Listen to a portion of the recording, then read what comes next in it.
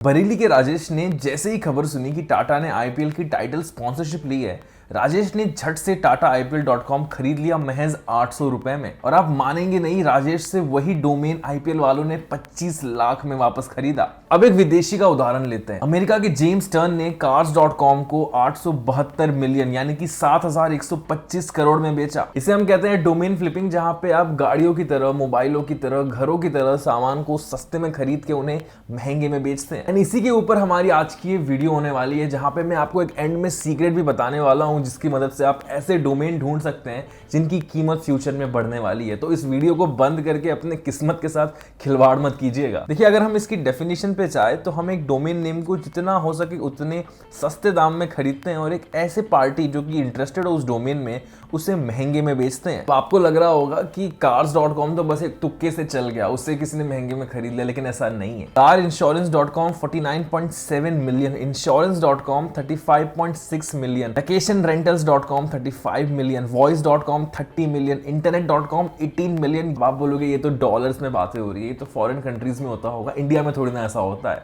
आप जरा ये क्लिप देखिए। तो एक बंदे को पूछा, भाई तेरे पास ये डोमेन है शादी.com, कितने पैसे चाहिए?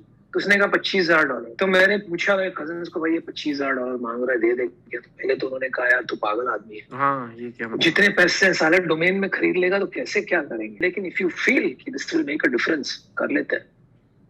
तो उसको 25,000 सारे बैंक के पैसे दे दिए उसको। 90% of your capital or 80, 90, 85% of your capital in the company you're giving to buy a domain name. यही कारण है कि अगर आपने एक अच्छे डोमेन नेम पे अपनी पकड़ बना ली तो लोग आपको पैसे देने के लिए हमेशा तैयार रहेंगे। अब अगर मैं प्रोसेस की बात करूं तो इतना कुछ अलग है नहीं कार फ्लिपिंग से या फिर हाउस फ्लिपिंग से। आप खरीदते हो, बायर का इंतजार करते हो और उसे फिर बेच देते हो। अब सवाल यह आता है कि आखिर किस तरह के डोमेन नेम्स हमें खरीदने चाहिए जिन्हें बेचने में, महंगे में बेचने में हमें आसानी होगी। नंबर 1 पे आता है एक्सपायर्ड डोमेन। देखिए, आपको पहले ये समझना पड़ेगा कि जो डोमेन्स होते हैं उन्हें खरीदा नहीं जा सकता, उन्हें सिर्फ लीज पे लिया जा सकता है। मे बी आप 5 साल के लिए लीज पे ले रहे हैं, 10 साल के लिए, लेकिन आप उसे कभी भी खरीद नहीं सकते। ऐसा नहीं पॉसिबल है कि कोई और आपके बाद उसे ना ले सके। अब मान लीजिए मैंने एक वेबसाइट बनाई और मैंने उसका डोमेन नेम 3 साल के लिए रजिस्टर करा, लेकिन 3 साल के बाद मे बी मैं भूल गया, मेरा मन नहीं कर रहा है रिन्यू करवाने का, मुझे वेबसाइट पर मे बी काम नहीं करना है और मैंने रिन्यू नहीं कराया। और अब क्या हो गया कि वो डोमेन मेरा बन चुका है एक एक्सपायर्ड डोमेन, यानी कि मैंने उसे एक्सपायर कर दिया है। ये डोमेन्स वापस से रजिस्ट्रार के पास चले जाते हैं और वो सेम प्राइस में अब हम उन्हें खरीद सकते हैं।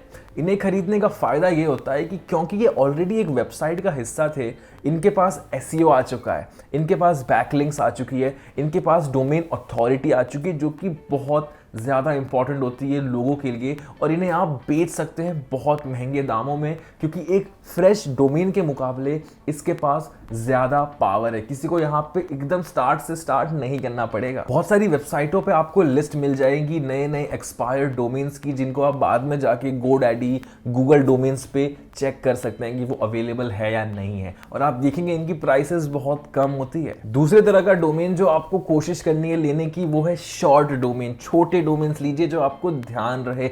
Cars.com इतना महंगा इसीलिए है क्योंकि वो छोटा है, लोगों के दिमाग में रहती है वो चीजें। तीसरे तरह की डोमेन जो आपको लेनी है वो है मिस स्पेल्ड डोमेन। क्या आप जानते हैं कि अगर आप google.com लिखने में थोड़ी सी भी गलती करते हैं, या अगर आप gogole.com लिखेंगे, googly.com लिखेंगे, आप फिर भी google.com पे जाएंगे, क्योंकि गूगल जानता है कि लोग ये गलतियां करते हैं, और अगर एक छोटी सी गलती और वो किसी दूसरे वेबसाइट पे चला जाएगा, उस वेबसाइट को फायदा हो जाएगा। आपको बस यही गलतियां ढूंढनी है। एक ऐसी कंपनी लीजिए जिसके पास अच्छा खासा ट्रैफिक आता होगा, जो पोटेंशियल स्पेलिंग मिस्टेक्स लोग कर सकते हैं, उन्हें ढूंढिए और वो डोमेन नेम खरीद लीजिए। आज नहीं तो कल आपसे वो डोमेन खरीदा जाएगा उस कंपनी के द्वारा। चौथे नंबर पे आता है ट्रेंड्स, जो मैंने आपको राजेश का उदाहरण दिया था, कैसे उन्होंने TATAIPL.com खरीद लिया जैसे उन्होंने सुना कि टाटा ने आईपीएल की स्पॉन्सरशिप ले ली है। उसी तरह जब कोविड-19 आ रहा था, जिसने भी COVID-19.com खरीदा उसको कितना ज्यादा फायदा हुआ था।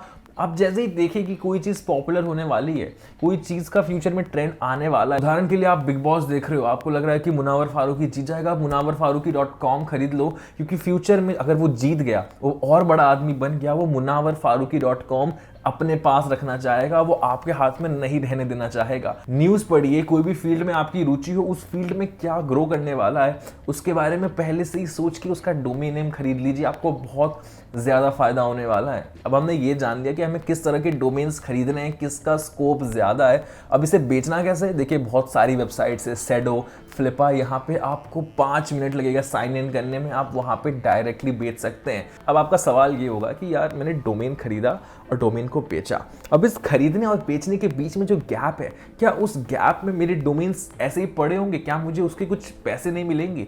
आपको बिल्कुल मिलेंगे। कैसे मिलेंगे वो आपको पता चलेगा इस वीडियो पे क्लिक करके, जहाँ पे मैं आपको डोमेन पार्किंग के बारे में बताने वाला हूँ।